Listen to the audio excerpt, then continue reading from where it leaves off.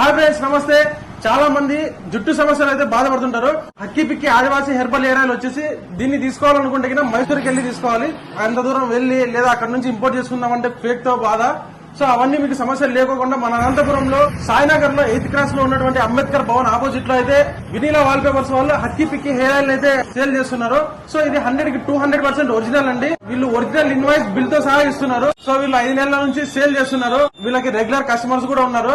ఇంతవరకు జుట్టు సమస్యలతో మీరు బాధపడుతుంటే ఇంకా అవసరమే లేదండి. ఇప్పుడు మన అనంతపురం జిల్లాకి మన Hakki Pikki original hair oil వచ్చేసిందండి.